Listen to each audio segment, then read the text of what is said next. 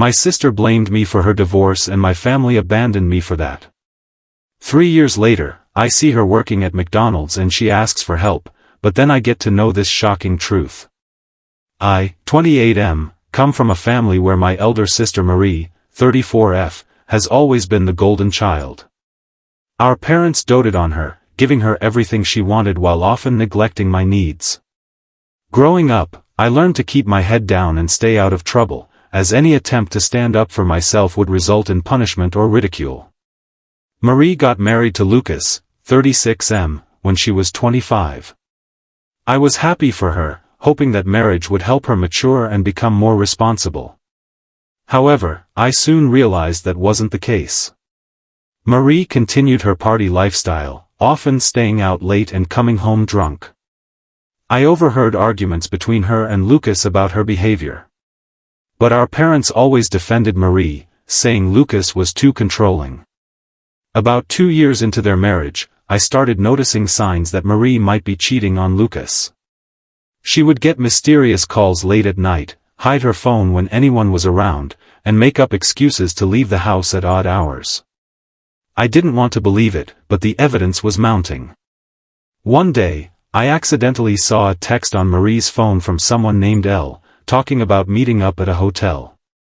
I was conflicted about what to do with this information. On one hand, I felt Lucas deserved to know the truth. On the other hand, I knew speaking up would only cause trouble for me. So I kept quiet, hoping the situation would resolve itself. Things came to a head when Marie introduced us to her friend, Liam, 32M. Liam started coming around our house frequently, and I couldn't help but notice the way he and Marie looked at each other. It was clear there was more going on between them than just friendship. The real turning point came during a family barbecue. My girlfriend Abigail, 27F, was there, and Liam took an immediate dislike to her. Throughout the evening, he made snide comments about her appearance and background. When Abigail excused herself to use the restroom, I overheard Liam telling Marie that she was way out of my league and that I should stick to my own kind. I was furious, but tried to keep my cool for Abigail's sake. However, things escalated when Liam accidentally spilled his drink on Abigail's dress. As she stood there, mortified and on the verge of tears, Liam laughed and made a crude joke about her now being in a wet t-shirt contest. That was the last straw. I confronted Liam, telling him to apologize to Abigail and leave. Marie jumped to Liam's defense, calling me oversensitive and saying it was just a joke. When I refused to back down, Marie turned to our parents, playing the victim as she always did. To my shock and disappointment, they sided with her, telling me I was ruining the party and should apologize to Liam. In that moment, something snapped inside me. Years of pent-up frustration and resentment came pouring out. I told everyone present about Marie's affair with Liam, showing them the texts I had seen on her phone. I even had pictures of them together at a hotel, which a friend had sent me after spotting them. The aftermath was chaos.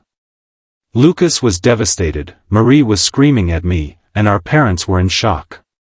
In the days that followed, Lucas filed for divorce. Marie, instead of taking responsibility for her actions, blamed me for ruining her marriage.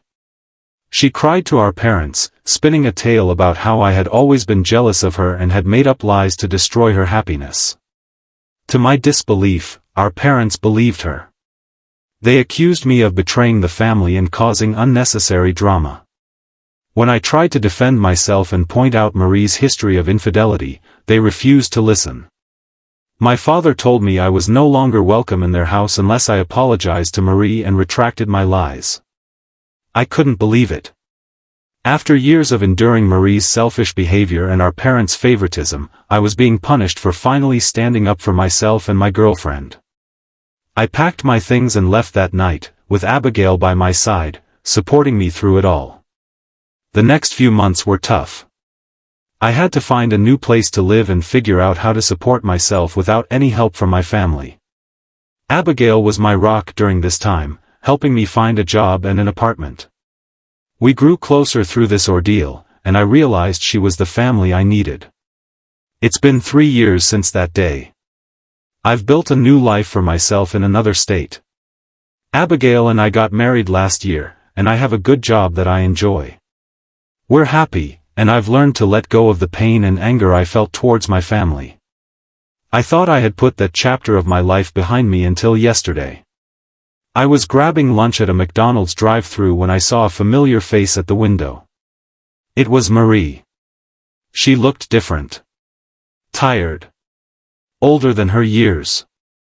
When she saw me, her eyes widened in recognition, and she quickly looked away, clearly embarrassed. I was shocked to see her working there, especially in a different state. As I drove away with my order, my mind was racing with questions. What happened to her? Why was she working at McDonald's? Where were our parents? After some internal debate, I decided to go back later during her break. I found her sitting alone outside, picking at a salad. When I approached her, she looked up, a mix of shame and defiance in her eyes. "What do you want?" she asked, her voice lacking the confidence it once had. I sat down across from her and asked. They were surviving solely on my father's pension, which was barely enough to cover their basic needs and medical expenses. This revelation hit me hard. I spent several days processing this information, feeling a whirlwind of emotions, anger at Marie's betrayal, guilt for not being there for my parents, and confusion about how to proceed. I decided to confront Marie with what I had learned. I went back to the McDonald's during her break and laid out everything I knew. The look on her face told me it was all true. Marie broke down, alternating between making excuses and begging for forgiveness. She claimed she never meant for things to go this far, that Liam had manipulated her, and that she was now trapped in an abusive relationship with him. While a small part of me felt sympathy for her, I couldn't forget the magnitude of what she had done. I told her I couldn't offer her any financial help, but I could give her information for local women's shelters and abuse support groups if she was serious about leaving Liam. She didn't take this well. Marie lashed out, accusing me of being selfish and unforgiving. She brought up old grievances, claiming I had always been jealous of her and that I was enjoying seeing her suffer. I realized then that she hadn't changed at all.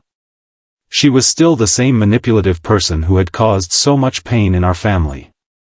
I left her there, feeling a strange mix of sadness and relief. I had finally seen Marie for who she truly was, and I knew I had made the right decision in not helping her financially. Now, I'm faced with a new dilemma.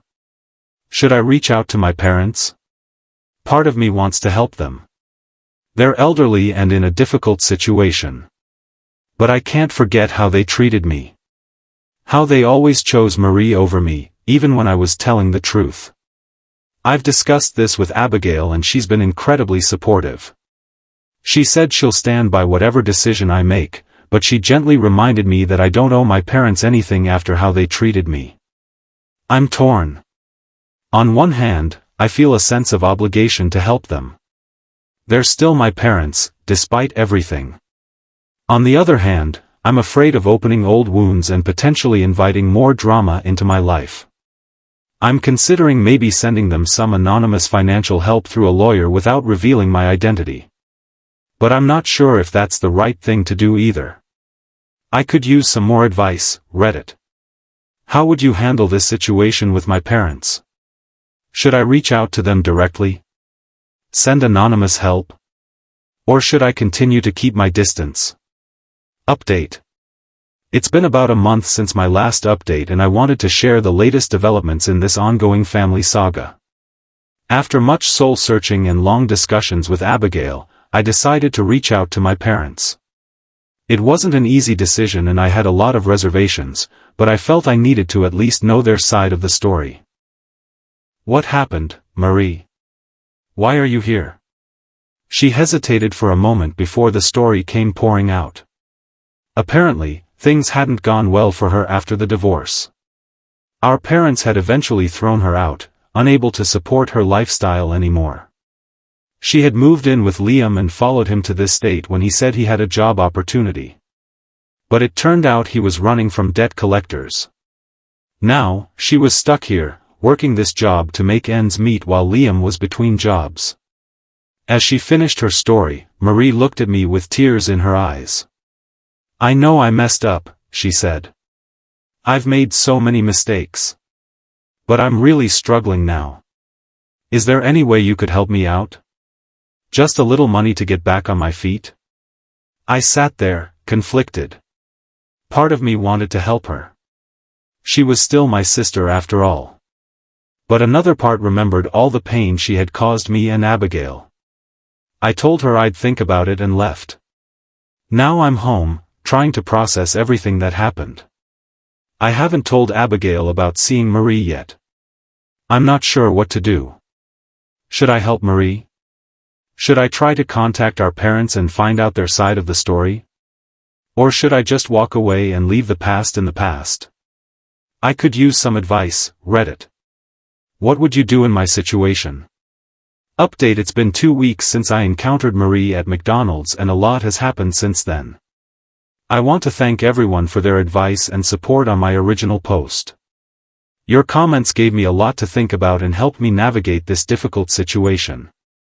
After much deliberation, I decided to do some digging before making any decisions about helping Marie. I reached out to some old family friends and distant relatives to try and piece together what had happened after I left. What I discovered was shocking, to say the least. It turns out that Marie's sob story about our parents throwing her out was far from the truth. According to my sources, after I left, Marie continued to live with our parents.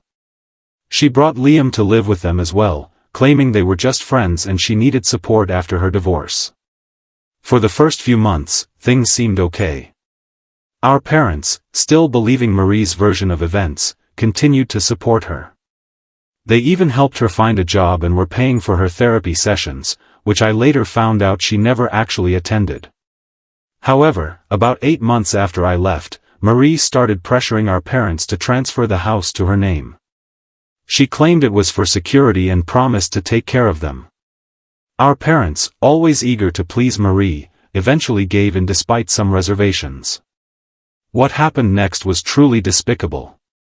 As soon as the house was in her name, Marie and Liam sold it without warning. They disappeared with the money, leaving our parents homeless and broke. I was horrified to learn that my parents, now in their late 60s, were living in a small room in an old hospice facility. As for Marie, I haven't heard from her since our confrontation at McDonald's. Part of me hopes she's found the courage to leave Liam and get help. But I'm not optimistic. I've made peace with the fact that she may never be a part of my life again and I'm okay with that. This whole experience has been a roller coaster of emotions. I'm still processing everything and trying to figure out what kind of relationship, if any, I want with my parents moving forward. Abigail has been my rock through all of this, offering support and a listening ear whenever I need it. I'm not sure what the future holds for my family relationships, but I do know this. I'm proud of the life I've built, the strength I've found in myself and the family I've chosen with Abigail. Whatever happens, I won't let the pains of the past dictate my future happiness. Thank you again, Reddit, for all your support and advice throughout this journey. It's meant more to me than you can know.